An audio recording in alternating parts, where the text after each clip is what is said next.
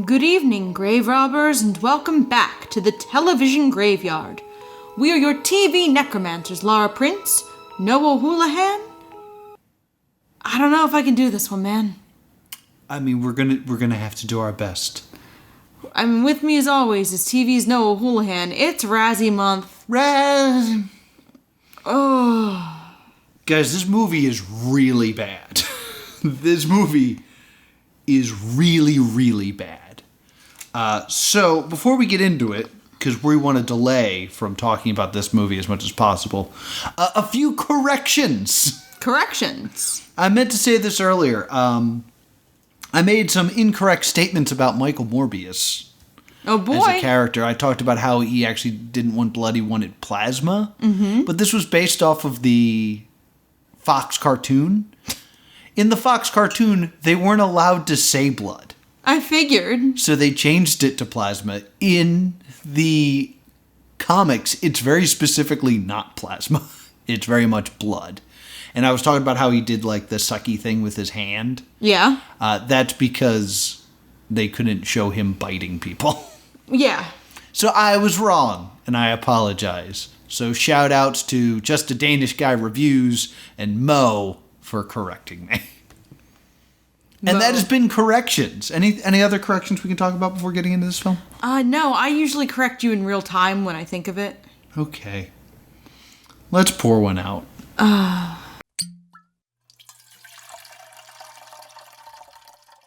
What do you got there, Laura? I have water. This was not worth a real effort drink. All right. I have the blonde.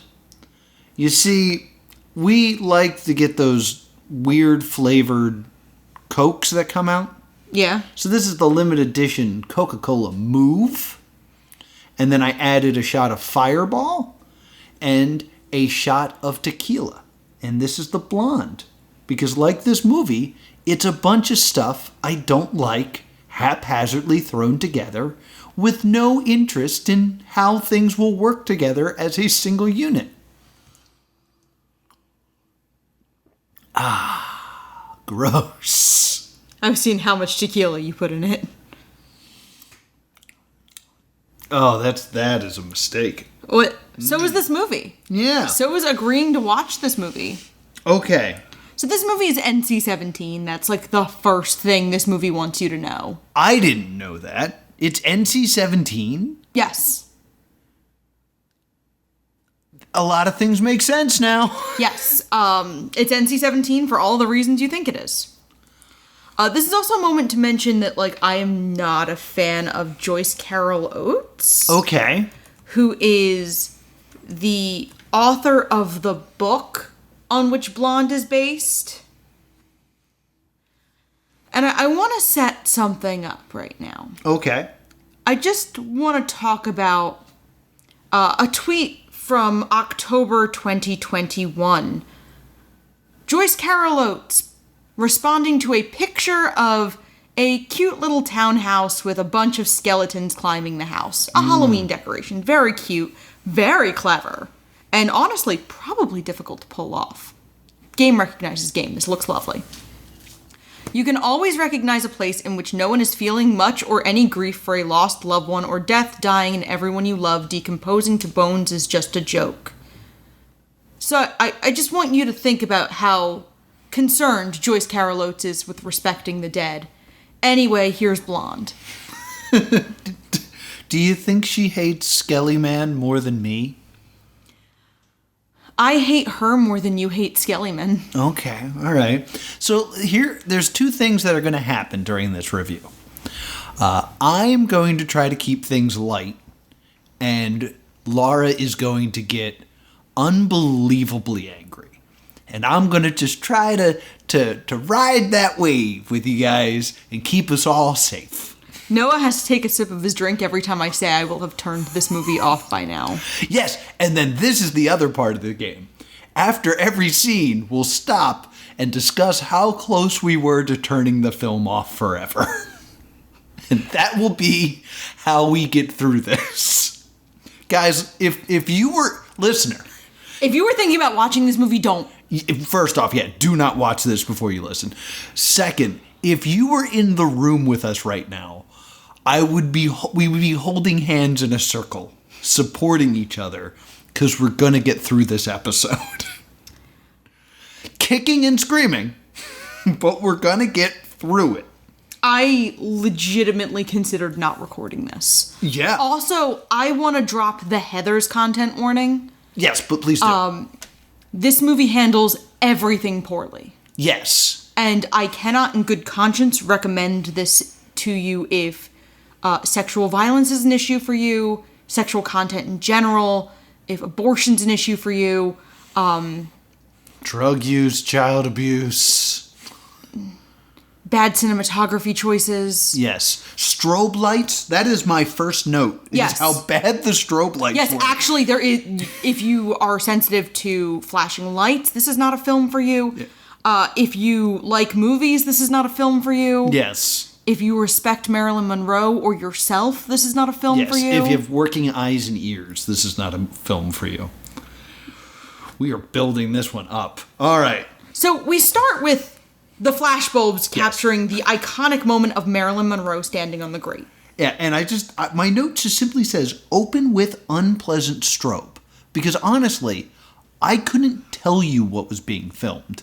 Because it hurt my face to look at. And that should have been the sign. It's like, this film is not meant to be viewed. Yeah, the shot is very disorienting. That's really one of the first things. Yes. So then we get the title card and it's blonde written in cursive, except the E, which is written in crayon. In crayon, yes. Crayon. I have one more disclaimer before we move any forward that I nearly forgot about. Absolutely. I don't know how clips are going to work in this episode. There's a good chance that they'll be sound only. Sorry, YouTube.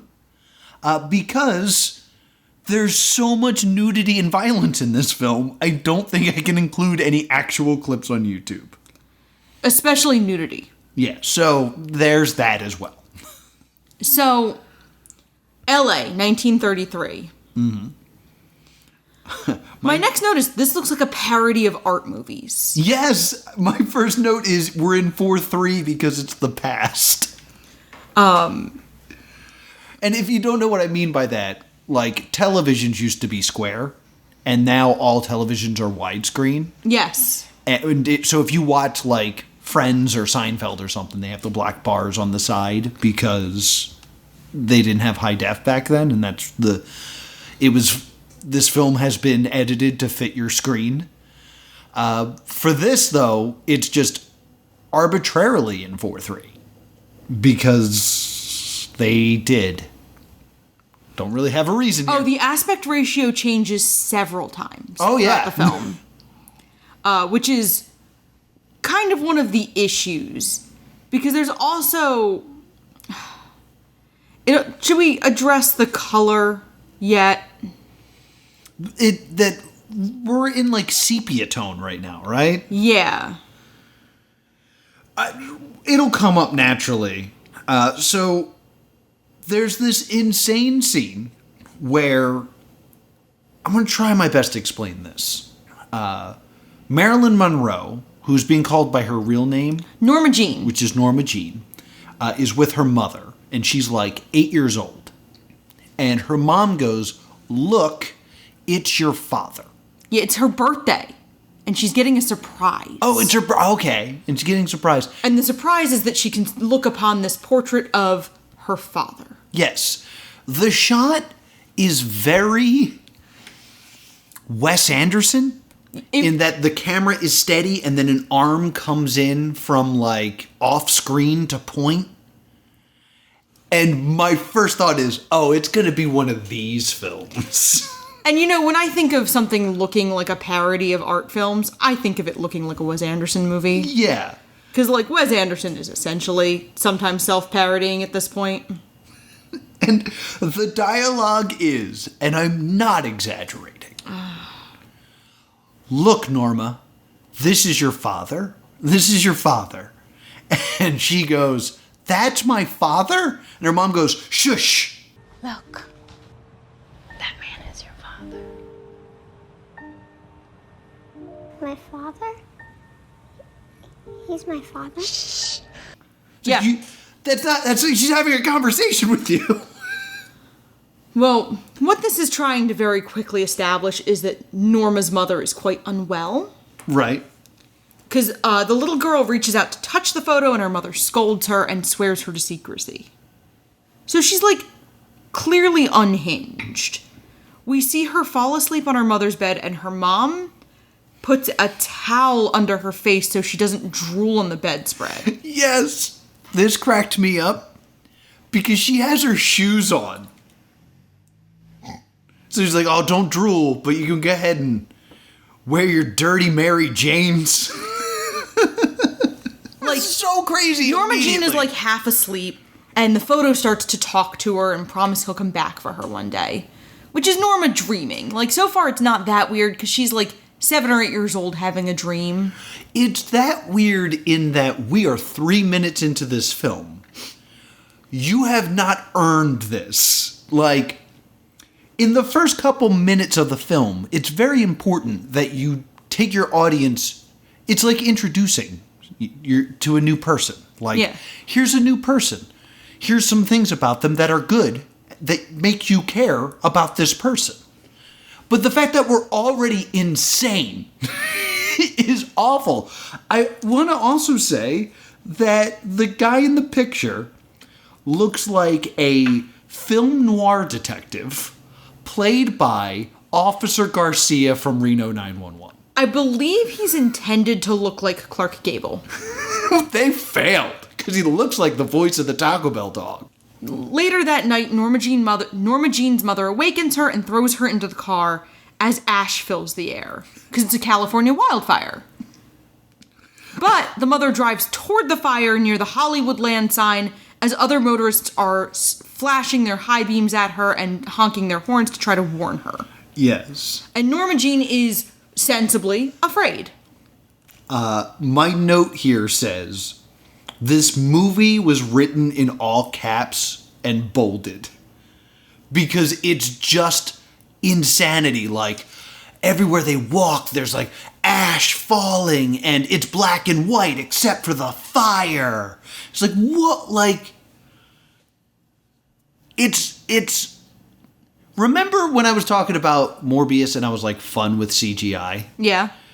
This is kind of the opposite of that, where it's like unfun with special effects. It's just like, look, it's there. That must have meaning. And it made me think of something my film teacher taught me. Okay. Years ago, which was, I was working on a project, and there's a moment where something happens in reverse. Yeah. And he was like, why is that in reverse? I was like, it represents his backwards thinking in this moment. And he went, well, good symbolism always starts with a thought. And I laughed because I thought it was the stupidest thing. Yeah. But this movie is nothing but, this is symbolism. Of what? No. Ooh, we're gonna hit on something real close. So, Norma Jean's mom tries to convince a cop to let her through. She says she and her daughter have been invited to the little girl's father's house. I won't name drop, but we're invited guests, and he has a fireproof shelter, and we'll be safe there. And the cop's like, dude, go home. The cop actually says, listen, you're clearly drunk. You and your little girl need to drive home. It's like, wait, she's drunk? And you're going to be like, why don't you drive out of here? Like, I understand it was like 1940, but I still think we were like maybe aware enough to know not to drink and drive. I know we had cigarettes for breakfast then, but still. And so then we get this scene where Norma Jean's mother sits her in the tub. They're both naked. Norma Jean complains it's too hot as her mom orders her in and then tries to drown her daughter. Yes. And this scene is prolonged. Yes. And this is the first time I went, okay, I want to turn this movie off. I sat there just with my mouth open. I said, and I quote, I don't want to watch this anymore. Because, like, there is no reason for the mother to be naked. At all. No. You have a naked little girl on screen. I will say, you pretty much don't see anything on the child. You don't see anything, but, like, there is a moment where she runs out of her house screaming and bangs on her neighbor's door, like, we need help, we need help. And a guy opens the door and is like, what? And then her wife is like, cover her up, what are you doing? And I was like, this is so unnecessarily uncomfortable. Let's go back to what happens immediately when she's drowning the daughter. Yeah. She screams that Norma Jean is cursed. You're the reason he went away. He didn't want you. Right. And that's when Norma Jean escapes and rings bells and knocks on doors. And, like, her neighbors are startled. The man kind of is in obvious shock. And the woman's like, oh my God, cover her up. The man does not, like, he does not, like, look at Norma Jean in an unseemly way. He genuinely is just like, what the? It's very much it's not like an attraction thing. It's just very much a naked little girl just showed up at my house and she needs help. And, like, she's stunned. He's stunned and silent and kind of looks around. I don't see how any of this is necessary. It's not. Like, it's not, is the answer. and now we don't need to discuss it anymore. So the neighbor woman, like, consoles Norma Jean as the father goes to handle it. And the next scene is, okay, the doctors say she's well enough for you to visit her. Your mother's very sick. And Norma asks where her mother is, and it's the hospital. Yes. And now it's in black and white for some reason. Yes. The two things I need to point out is, now it's in black and white just 'cause. And two, we get narration. Yeah. We got narration during the drowning scene, too. Oh, yeah. But Your favorite thing. I just want to point out, because there's a few things I like when we do these Razzie months, to find, like, the secret theme that seems to run through all the movies. Narration is one of them. Like, there's been a narration in a lot of these Razzie films.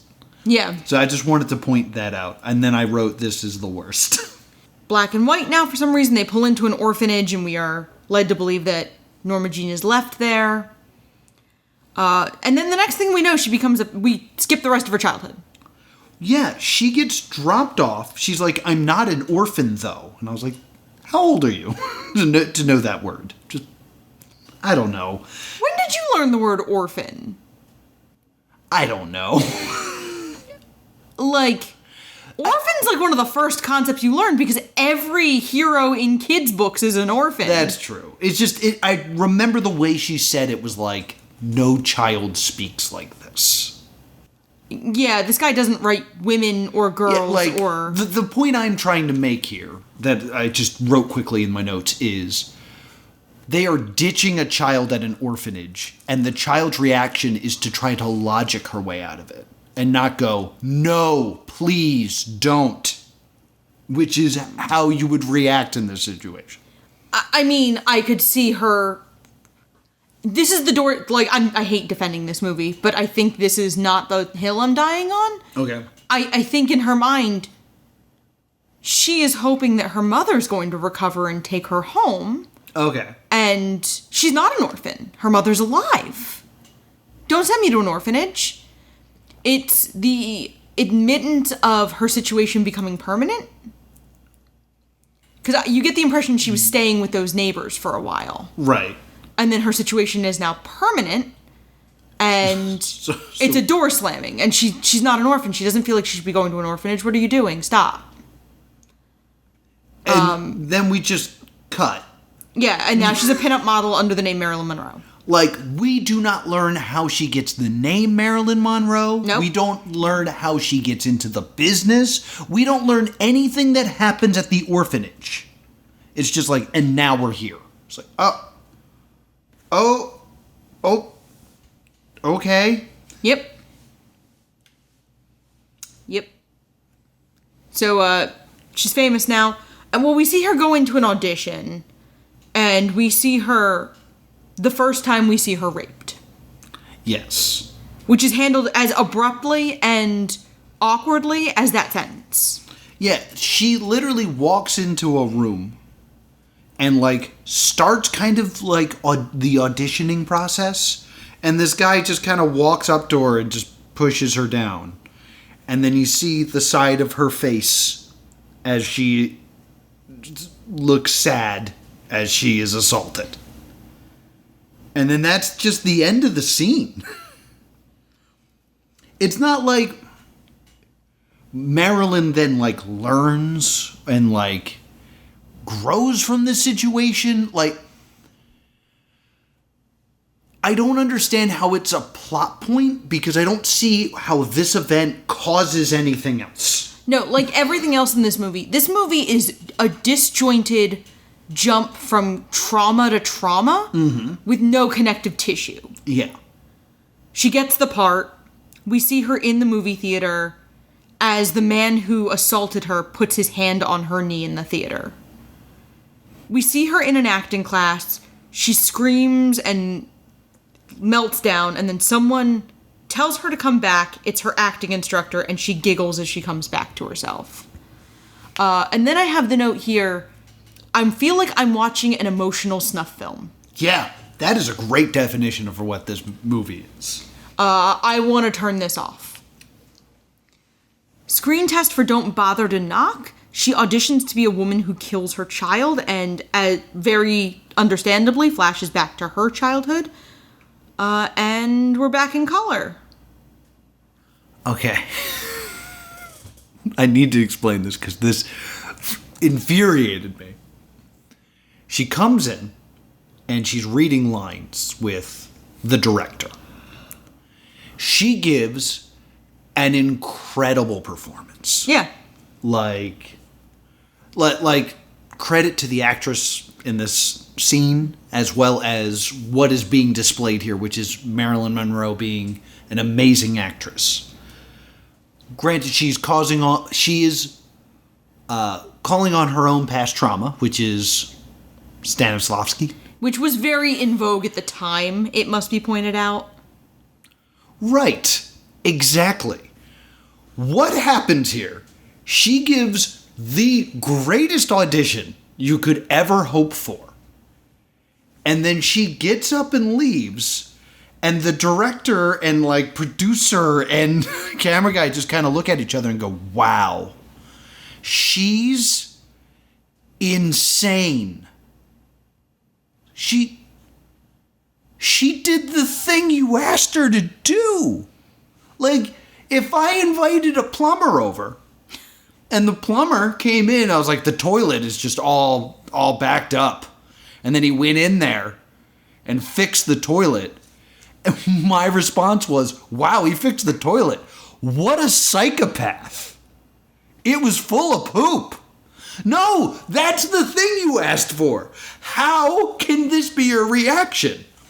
And then they're like, hey, Mickey, whoever this guy smoking by the door is, what do you think? And he looks at Marilyn Monroe walking away and goes, that kid's got a great ass. So what the movie is trying to tell us is Marilyn Monroe is not a good actress, is crazy, but because she's attractive, she was able to get somewhere. Which is the most disrespectful thing you can do to the poor woman of Marilyn Monroe, who did in fact have a tough life.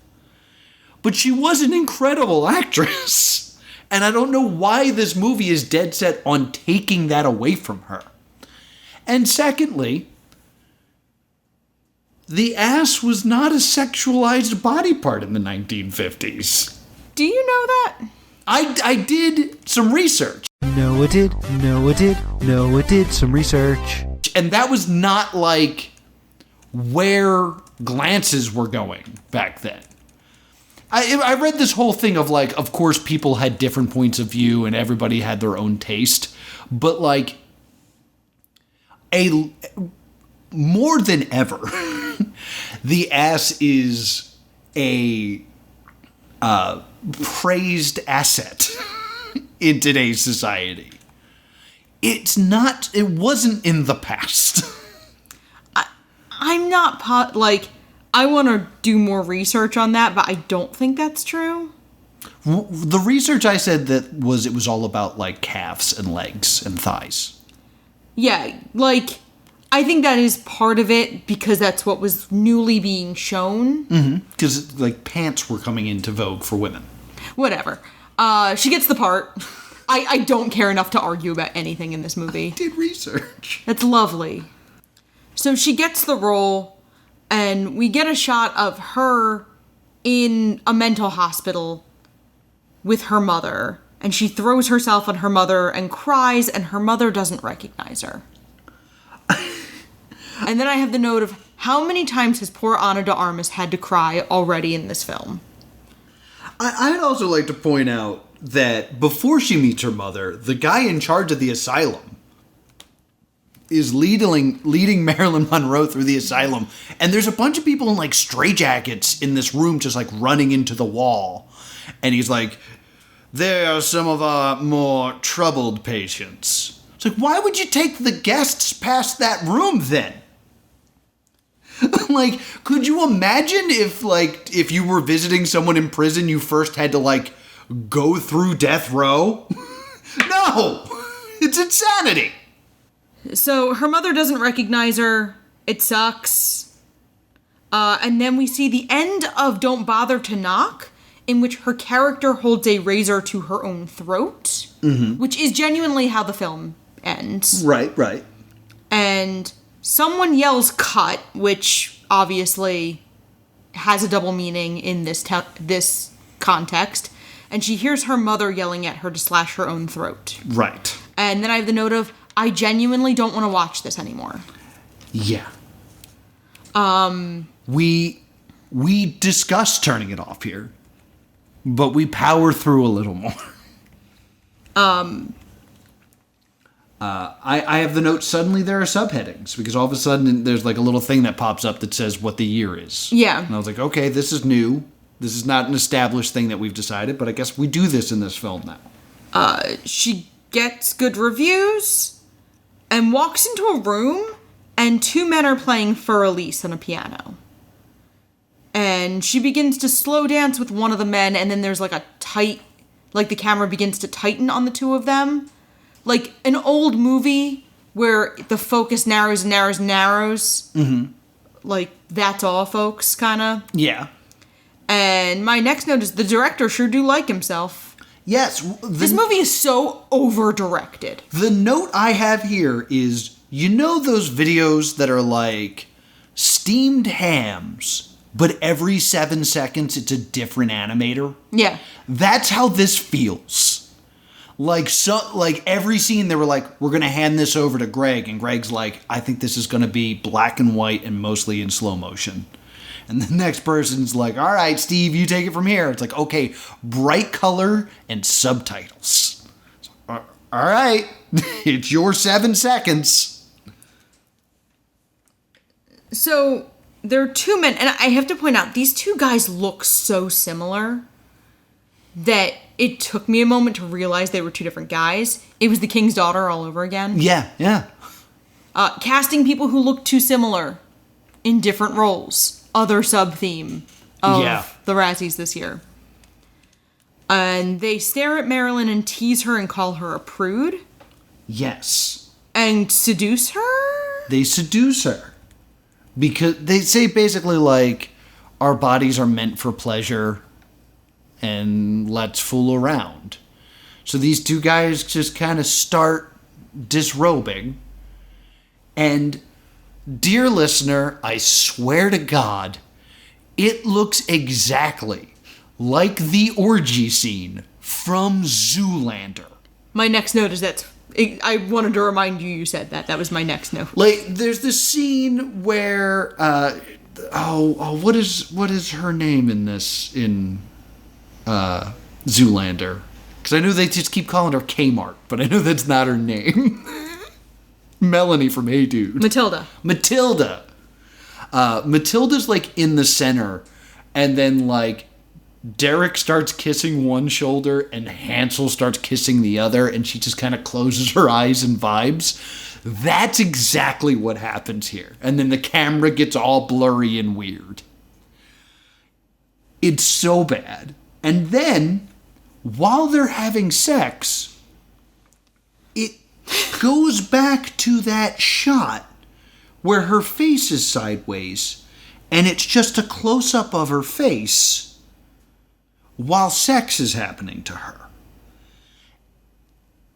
This is when I was like, really like, oh, this guy doesn't know what he's doing as a director. Because you can't use that shot again. Because that's the shot you used during the assault.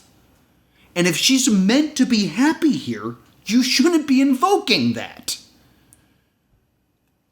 And then there's a waterfall. And then there's a waterfall out of nowhere. And I yell, my body will be dashed upon these rocks. My note here is the director likes the smell of his own farts. Oh, And this is less sexy than 365 Days Over 2.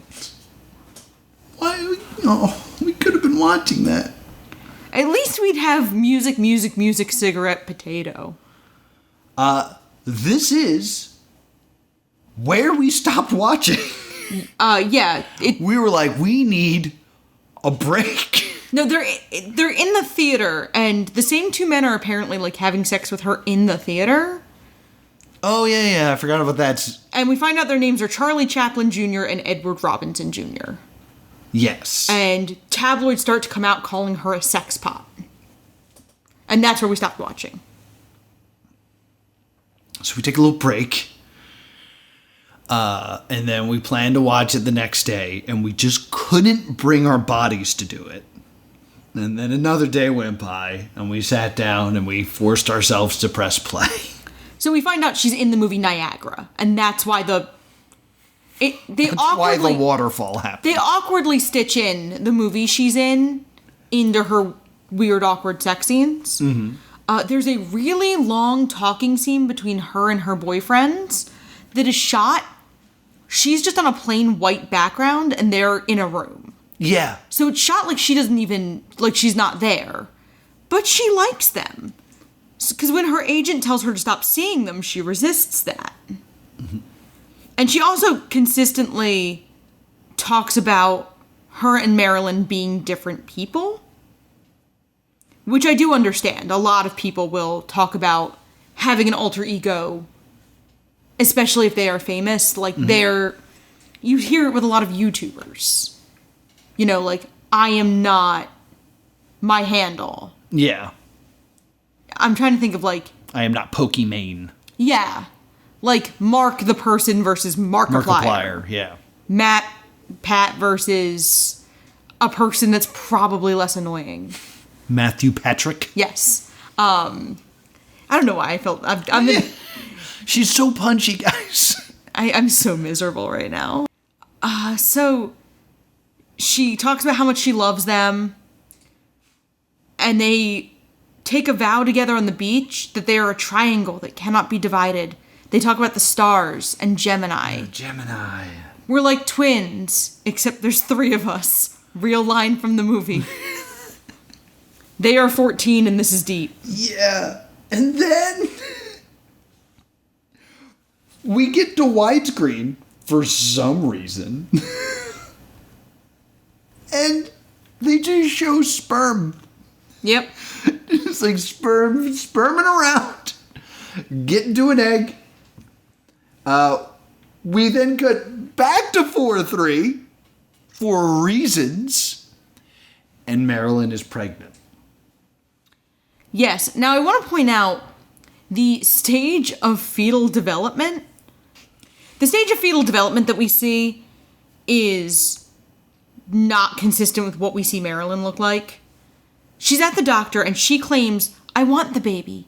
My husband and I have been trying for years. She's not married. Hasn't told the boys yet. Like, that sentence made me so confused because I was like, for years? She's lying to the doctor. You're married? Okay. She's lying to, it's still the 50s. Okay. So she's lying to the doctor. she's probably there under a false name, or she's there under her real name, knowing that the doctor doesn't know her real name. Yeah. So she shows up at a restaurant in tears to the men. She's thrilled. Yes. One of the guys is like, yo, that's great, I love it. And the other guy's like, it's great. Yeah. I couldn't get a real read on, like, how they were feeling. But this is one of the most infuriating things to me. I don't know why this upset me so much. But they kept showing this, like, fully formed baby in the womb. Yes. They just kept showing it. But then they would show Marilyn, and she didn't look pregnant at all. No, like Marilyn would be safely first trimester, maybe in her 4th month. Mm-hmm. She looked more with Sandwich than with child, if anything. Oh, I don't even think she looked like she was with Sandwich. She looked the same. And I know she looked the same because she's wearing the same outfit. For a lot of the film. For so much of the film. It is the same outfit. The black shirt with the polka dot pants that she's wearing in the audition before she meets the Gemini twins.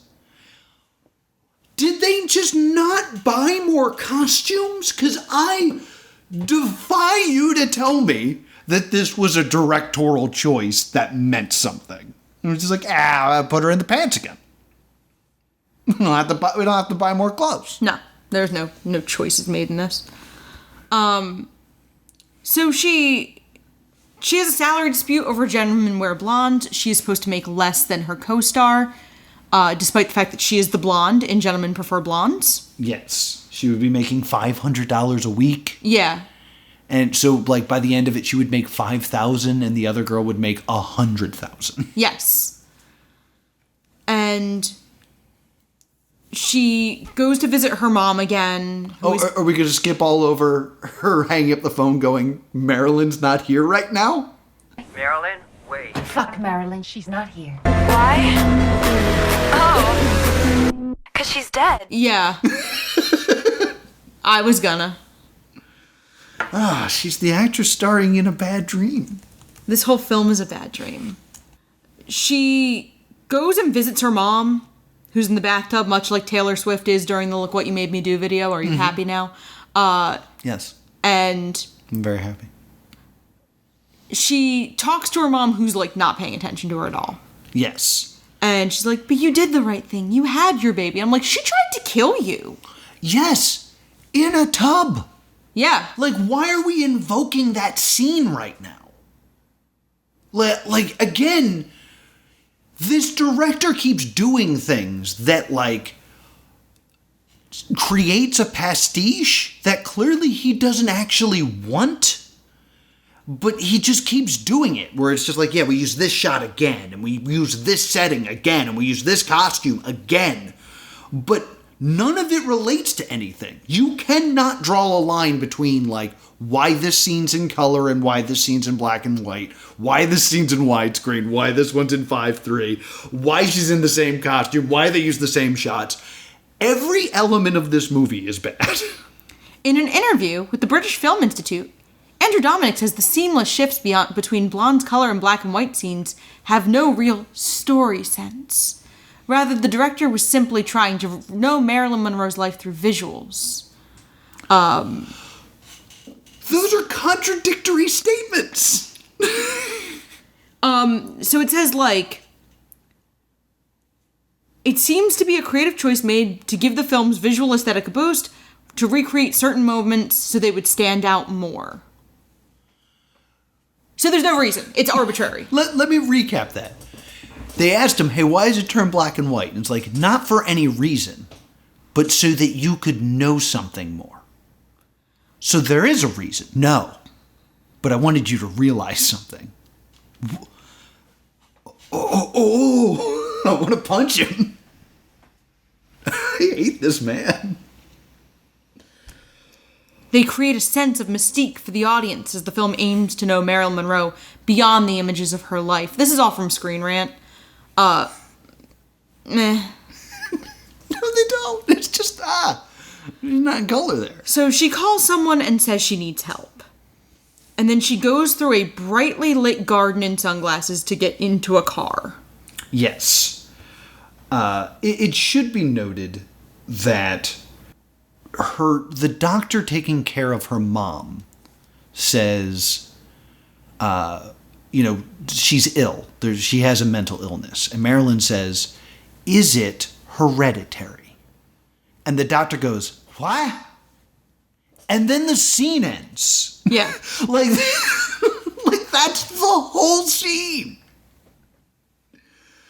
But we are meant to gather that she's decided she doesn't want to curse her child with this. Yeah. So she's going to have an abortion done. But then, as she's riding in the car, she sees a stop sign, and then she's like, I've changed my mind. Because she saw something that said stop. She saw the sign, and it opened up her eyes. She saw the sign. Yeah. Without understanding. That should be the subtitle for this film. So then we get an abortion scene. While she's screaming, saying, no, stop, I've changed my mind. Yes. I want to do my best to describe the scene in our home as this is happening.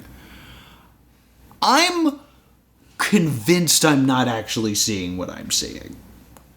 This scene is shot like the, get ready for this sentence, bicycle torture scene from Pee-wee's Big Adventure. Jesus. Like, it's that, like, creepy, unsettling, what is this? This isn't real, right? Laura then yells, there is no evidence that Marilyn Monroe's ever had an abortion. No, I did some research. There is no evidence she ever had an abortion. She did have miscarriages. They were for in her marriage with Arthur Miller, and she wanted that child. Yeah. They then cut to a camera shot that has only, until this moment, existed in hentai. Which is an inside the vagina shot. Oh God, I forgot. And like, it's. I'm so sorry I'm describing this. It starts out like completely black, and then like it opens up. There's a noise, and then you're seeing the doctor like coming in. We then get a shot of the baby again, which is a full, like, looks like the baby from Death Stranding. Like, this would protect you from black space monsters. And Laura looks at me and goes, I think we're done. And then I pause the movie, and there's still an hour and a half left to this film? I would have turned this movie off now if I hadn't yet. I literally don't want to watch the rest of this. Honestly, anything beyond this point I'm watching is purely for the show, and I genuinely want nothing to do with this. That's what my notes say there. So we have the movie paused. I look at Laura and I go, hey, do you, in your research, already know what happens with Kennedy? And Laura explains to me that it is done as a non-consensual scene. She is drugged. I was like, okay. We then fast forward through the rest of the movie. Yeah. She spends time with Arthur Miller. Yep. She spends time with Kennedy. She does a lot of drugs. She looks for a stuffed tiger she had when she was a child. She does more drugs. She passes out on the bed. And as she dies, she sees the picture of her father come back to life. And then the movie ends. And that's the review you're getting for this film. I straight up refused to watch the rest of this movie. And I think you should too. I want you to know that we really tried. This movie is over 3 hours long. And we watched more than an hour of it. Like, we watched a third of it. And you know what? I can say without a doubt, this is the worst movie of the year. This is the worst movie I've ever seen. This is easily the worst movie I've ever seen. In the course of doing this show, there has been a few things that made us want to turn it off. We've turned off things because they would make bad episodes before. Yeah. Like, we've brought up Time Traveling Bong a few times. And, like, for the record, we watched an episode where, like, I think this is going to be a bad episode. Left it to the patrons, and the patrons were like, you don't need to watch this. Yeah.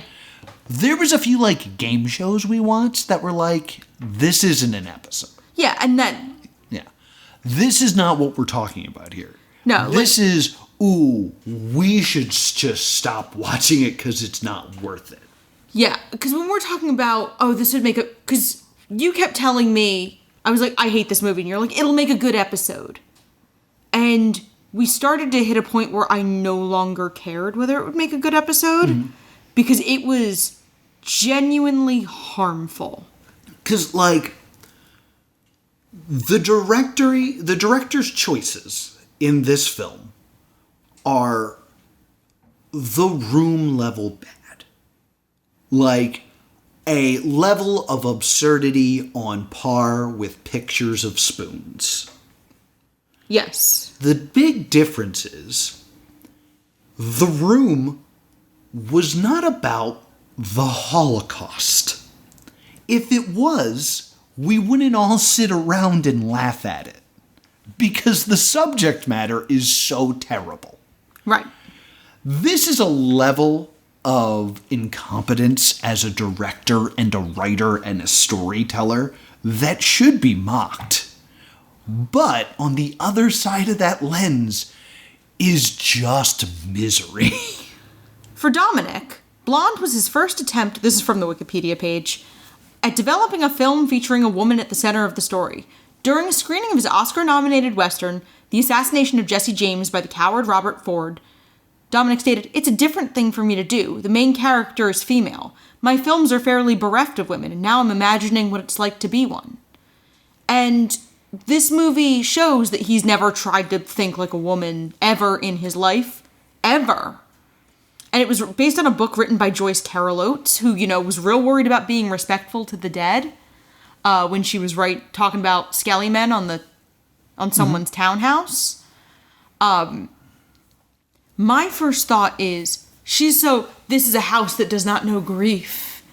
And I'm like, anyone watching this movie is triggering. Yeah.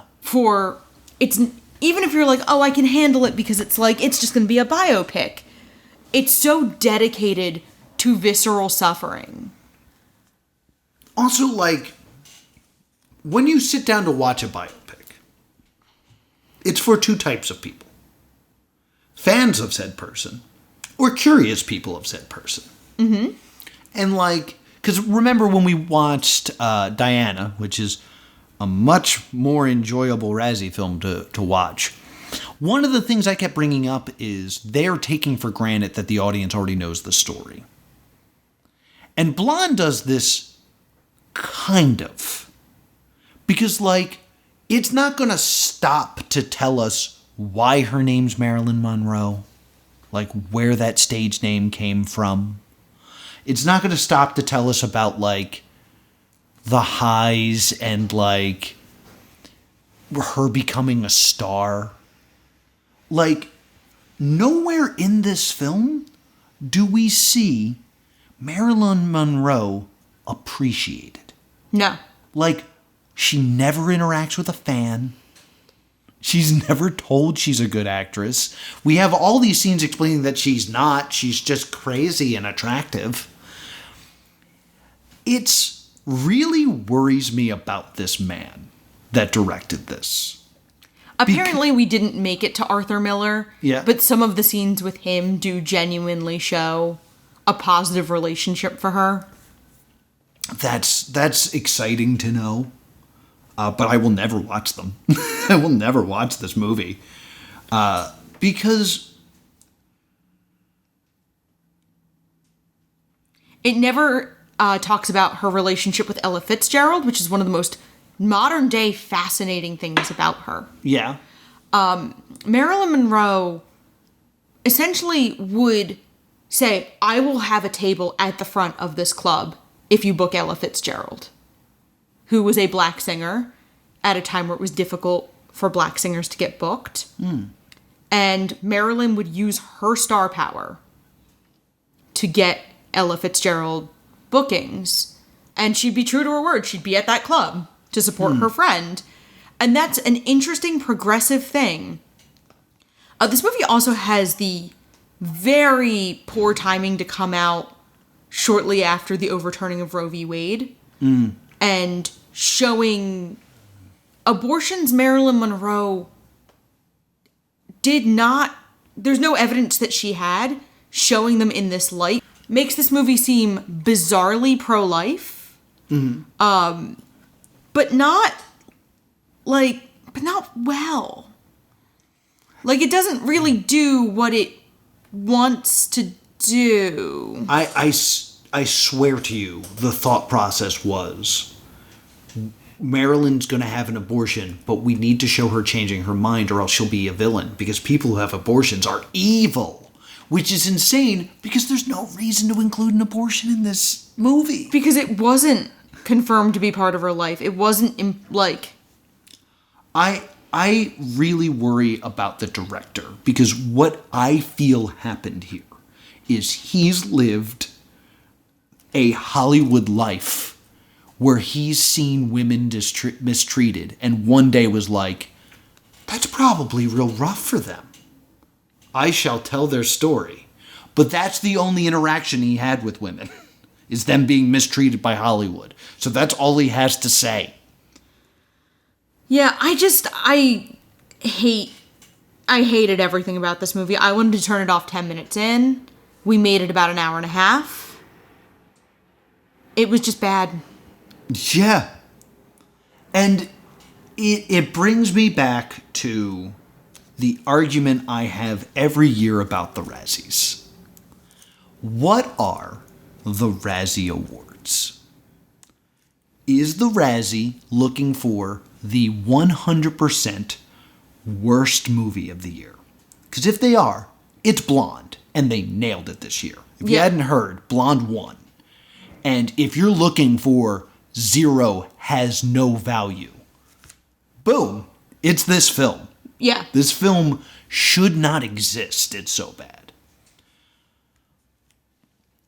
But is the Razzie supposed to be that? Or is it supposed to be the best worst film? Because when I think of the Razzies and like past winners, I think about Catwoman and All About Steve and The Cats. Room and Cats. Like, films that, like, you gotta see this movie, it's so bad. Like, a movie that you watch with friends and are like, and make fun of. Yeah. To me, that's what a Razzie should be. Based on the information and data we've gotten this year. A Razzie should be a Morbin time. Yeah. I mean, the reason it's called a raspberry is, you know what a raspberry is, right? I wouldn't do that in the face of Blonde, because it feels weird. I would do it to Morbius. Yeah. So, like, I really think the Razzies are in a very weird place right now. Like, they gave themselves the Razzie for Worst Actress because they nominated The little girl from Firestarter. And I think back to the things I liked about the Razzies, where, like, Sandra Bullock accepted hers. Yeah, And Halle Berry accepted Halle hers. Berry accepted hers. And, like, Halle Berry made fun of herself. She did, like, the same speech with a few word change that she did when she won the Oscar. Yeah. Sandra Bullock came in and read the script from All About Steve and was like, I'm going to prove to you it's not as bad as you think. And she just started reading it. It was fun. And, like, if it still had, like, that spirit, I think you could do a thing where you give it to the girl from Firestarter and she comes out and she's like, you're a bunch of old white men who are going to die soon. I have my whole career in front of me and I already got in a movie. What have you done? Like, if the spirit of the Razzies were more silly and fun, Yeah. it wouldn't be, you are the worst. And it would have been fine. The identity of the Razzies is like this real nebulous thing to me now. Yeah, it's feeling increasingly mean-spirited. This is the second year in a row where they've had to pull back on an award because they did something unkind. I'm not having fun with the Razzies as much anymore. No, it's weird. It's really weird now because, like, I think back to how, like, they had, what was it, Undeniable Truth won, I believe it won. Yeah. And Undeniable Truth won, which was... The Dinesh D'Souza movie? No, this was the My Pillow Guy movie. Oh, my bad. Where he was explaining that with undeniable proof that the election was stolen. And legitimately, no matter how you feel on that, I clearly don't believe the election was stolen. But no matter how you feel about it, that's not a movie. No. Like, no matter how you feel politically about that issue, if you sit down and watch it, you don't leave thinking, I just watched a film.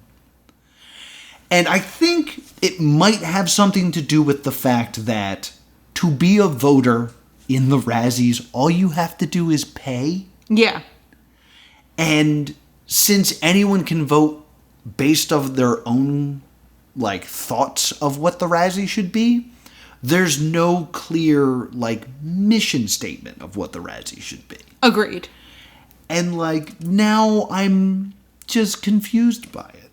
And it's not as fun as me sitting back watching The Lone Ranger like I used to. Yeah, it stopped being fun. So, yeah, I feel weird about the Razzies now. Yeah, I feel like there's just such a range of what bad has become to mean. Yeah. Of, you get a movie that is pointless and soulless, like Pinocchio. Mm-hmm. You get a movie that feels more like what a Razzie movie, quote, quote, should be, in our opinion, like Morbius. You get one that's just maligned because it's got a weird story to it, like The King's Daughter, which genuinely was not as bad as it should have been to get a Razzie. Then you get, I guess, a forgettable one. You just forgot an entire one of the Razzies? Yeah. It was Pinocchio, The King's Daughter. Oh my God! Good Morning. Good Morning. Good Morning. Yes. You have a throwaway movie like Good Morning. Like that. It's just not. I don't know. There was nothing remarkable about it. It was not very good. But who cares? It's a genre movie for not. There are not a lot of great stoner movies. I mean, the whole, like, tagline of the Razzies is own your bad. And that made sense when you had a great director, let's say, have a bad film. Yeah. Where it's or like, a great star. Yeah, and it's like, you are amazing, but man, that was bad. And they can kind of own it and kind of take the power back and be like, yeah, I won a Razzie for it, ha ha ha. Because, like, it's much better to watch Halle Berry, who is a superstar, an Oscar-winning superstar, who's been in some of the best films. And an incredible actor. An incredible actress. I love Swordfish. Swordfish is one of my favorite movies. I don't know if I've ever said that. Swordfish is great. And then she takes a stumble, she owns it, and it's fine. I've always been a big defender of Halle Berry because everyone gets on her about that line from X-Men. Oh, yeah, That same thing that happens to everything else. Mm-hmm. And that line seemed so weird to me until somebody told me it was a Joss Whedon line. I was like, oh, then she wasn't directed properly in that line. Because it's clearly a Buffy speak type line that she was directed to tell with gravitas. Yeah. Like, that's what directors are for. Mm-hmm. No, this is a funny pre-Bond. This is a Bond one-liner. Yeah. It's fine for us to take... Because we were giving the awards to these people that were higher than us. These gods among cinema. Pointing out their mistake, laughing, and then enjoying their next film. The winner of Worst Director was Modson. Yeah. And that was a poorly directed film. Mm-hmm. Like, I don't think I even mentioned this in the Good Morning episode. We couldn't. But our guest would have been super upset. There is a sequence where we're following, like, Machine Gun Kelly's friends and Machine Gun Kelly. And whenever we're with Machine Gun Kelly, it's nighttime. Yes. It's like, that's a directing mistake. But it's also his first film. Yeah. So we're not taking someone who is above everybody and being like, Spielberg. Gotcha. You messed up. This wasn't great. Ha ha ha ha. We're instead taking someone who's like, I gave it my first try, and being like, you stupid idiot, you're not a director. This isn't us making fun of M. Night Shyamalan from going from Sixth Sense to the trees are gonna kill you. Yeah, like, it was fine to do that because, like, we already knew he was an amazing director.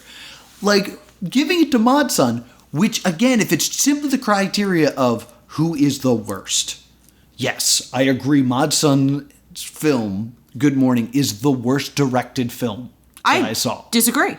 Oh, really? We watched Blonde. We did watch Blonde. You bring up a good point. Yeah, you know what? I take it all back. It should go to this guy because this is a train wreck. Who actually does, and he was nominated for an Oscar for the assassination of Jesse James by the coward Robert Ford. Yeah, it would make so much more sense to give it to him than a musician / writer who's trying this for the first time. Yeah. Granted, my hatred for this film makes me not want to ever talk to that man.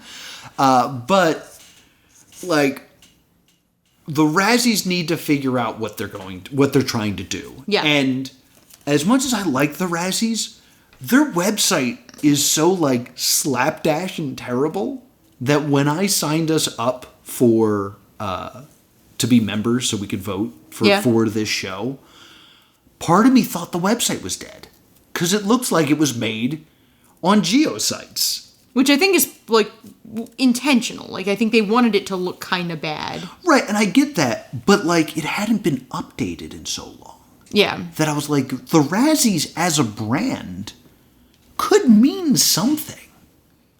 Like, I feel like, I could be wrong, but if you went up to an average person and asked them to name some movie awards, Razzies would be something they'd come up with. Yeah. Like, they'd probably say Oscars, Golden Globes, MTV. Yeah.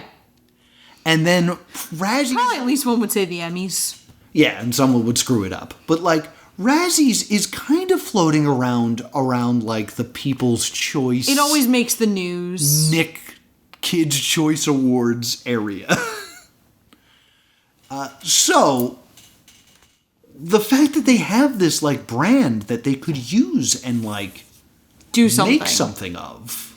That they could use and, like, make something of is just so confusing. Like, to have these people just kind of sitting on it. Like, I'd love to talk to the creators of the Razzies and just be like, what are we doing these days? Yeah. What's the mission statement? Yeah, I didn't have a good time doing the Razzie movies this year. I don't know that we'll do them next year. I don't know either. The fan base, I think what we might do is, I think the Razzies were fun when we were using it as an excuse to watch specific movies. Like, this year I could have seen us being like, oh, Morbius, it's Morbin time, because we would have wanted to cover Morbius because it's so consistent with our brand. Yeah. I don't know that we're going to watch... I think I would rather choose 4 for 1 month movies nominated for any Razzie. Yeah, maybe we'll do something like that. Because I will say, we did get the feedback on the questionnaire that some people do not care when we do the Razzies, and other people say it's their favorite time of year. So, like, we can't please everybody. But I'd like to please us. Yes. we're grumpy. I never want this show for anybody involved, for us or for you, to feel like something we are doing out of obligation. Mm-hmm. This episode in particular, I looked for literally any excuse not to do. Yeah. Like, we had no time to watch anything else. We had no time to come up with a substitute film. I teased in the Discord that this was going to contain a first. This is the first thing we've ever done that we turned off. Yeah. And I think that's saying something because I did not like Heather's. Mm-hmm. This was at Heather's level. Mm-hmm. Like, we saw Heather's through the end because unlike this, Heather's had moments where you kind of thought they were righting the ship. Yeah. This never had a moment where I felt like they were righting the ship. No. There was never a moment where there was a ship. Also, This was a submarine. Not to go the Pete Davidson short-ass movies, I think any movie over 2.5 hours needs a very, very good reason to be so. Mm-hmm. And I've been a big believer that movies have become bloated. Mm-hmm. Most movies have become bloated. We have seen fewer and fewer 90-minute, 100-minute, 110. Mm-hmm. We do not need every film to be 2.5 hours. Yeah. Like, this movie's nearly 3. We were an hour in, and I didn't like Marilyn Monroe. You made me not like Marilyn Monroe. And it's not like I hated her or anything like that. There was nothing in that was like, man, she's a person I want to cheer for because she's likable. No, it's just bad things happen to her constantly. The movie is very much assuming you like Marilyn going in. Mm-hmm. We talked about this.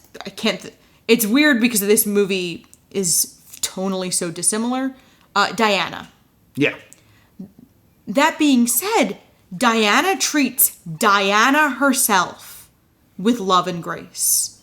We are given reasons in the musical to like Diana. She's a Disney princess, essentially. Mm-hmm. She's an archetype, but she's an archetype the audience tends to know and love. Yeah. And it works well enough. So that's right, guys. Diana was better than this. Yeah. Diana's one we would have covered. Yeah. If we do the new idea of doing 4 to 5 movies done for any Razzie, which I think is what I'm currently leaning towards advocating for. Because I think you and I would have done, like, you know, one of the worst remake, ripoff, sequel nominees or something. Yeah. I'm going to pull up. My computer super died. So it's a good thing that we record on yours. Yeah. I mean, because I will say this. Like, I couldn't believe that a movie was going to beat Pinocchio when I saw it. I was like, Pinocchio is miserable and awful. That being said, I had already had plans to watch it again because I want to do a video essay about it. I don't want Blonde to be part of a conversation ever again. Yes. Yeah. Like, Disney's Pinocchio, we could make fun of it. I didn't feel bad making fun of it. I didn't have any guilt whatsoever. I was like, ha ha ha. This movie is a shameless ripoff. LOL. I'm trying to find... No, worst picture. They got rid of worst actress. Oh, okay, here we go. I was looking for worst remake, ripoff, or sequel. See, we could have done Jurassic World Dominion, or Firestarter, or 365 Days Over 2 and 3. So we could have done movies that might have been a little bit more fun. I would not have any reservations, guilt, or disgust teasing Jurassic World Dominion. Yeah, exactly. Because I feel like that's more the spirit of... Because, like, I don't know if I mentioned this, but I was on Twitter, because us and the patrons were all kind of watching the Firestarter story. Yeah. Because it was like, oh, this is kind of a thing that we're all kind of involved in because of this show. And I went on Twitter, and I saw them tweet the retraction for nominating the girl from Firestarter. And immediately under that was a tweet that said, wow, the Razzies have lost all credibility. And I stared at it for such a long time going, is this a joke? Or are you really like, wow, I'm going to have to find another worst movie award show because this one's not cutting it anymore. Like, I don't understand what his stance on the Razzies and what they should be was, but I knew he was angry. And thus I was like, I don't want to associate with this person. He was angry we didn't insult a 12-year-old girl hard enough. Ugh. It's just, I'm sad. Yeah, Stay doomed. very much... I mean, it takes a certain kind of bad to make us rethink what we do. Yeah, it made us rethink our existence. Because one of the things, we talk about this in the postmortems all the time, is when we're doing a series, for the most part, someone loved this. Like when we do a this TV is someone's show, baby. We can always find something redeeming in it because someone, except for Heather's, because somebody loved it. Yeah. And we always are able to look at these shows as someone's dream come true. And we've always been able to find a little bit of compassion for them. Mm-hmm. The films feel so much more cynical and cash grabby, and Pinocchio wasn't anyone's baby. I feel like the best, TV equivalent was when we watched the remake of Mr. Ed. Yes. And it was clearly someone was just like, we got the rights to Mr. Ed, let's just make that. Yeah, and you know what was fun? Making fun of that, and I had no guilt about doing it. But this was very much a Stay Doomed. Stay I mean, doomed. if we couldn't get through it, and it's the first thing in nearly 5 years. This is the first thing in almost 5 years, because we will be approaching the 5-year anniversary of Stay Doomed this August. Yeah. Get hype. Gonna do something. I don't know what that is yet, but we're gonna do something for it. Yeah. If you want to suggest something, you can join our Discord. Yeah, by joining our Patreon at patreon.com/plus2comedy. And thank you to Matthew for being a super cool patron. So, is there anything we wanted to say before we get to our ending business here? My computer died, so most of my research was on my computer. Good, I don't want to talk about this film anymore. Yeah, fair enough. So, next week is going to be an On the Road with Plus 2 comedy. The week after that, I'm going to have a little discussion with our patrons because we owe them a patron's choice. Yes, we really do. But I can confirm at this point, at least, it'll be something off the streaming service Dropout. Yay! So we are finally doing something off of Dropout, which is the College Humor streaming service. If you can get me to stop watching Game Changer for half an hour. So it's something we've discussed many times about doing, so we'll be doing that. And Game Changer's become my emotional support television show. Yeah, and then after that we got something else cooked up that's kind of special. So on the road, because we got to do Razzies, and then something from Dropout. Also, we sort of need a recovery week. Yeah. Yeah. Yeah. Where can people find us? You can email us at thestaydoomedshow@gmail.com or on Facebook and Twitter at Stay Doomed. And if you want to talk to me about college humor, I'm at Plus 2 Comedy. If you want to if you want to discuss what you think the Razzies should be in your mind. I'm at priorities. Until next time, stay doomed.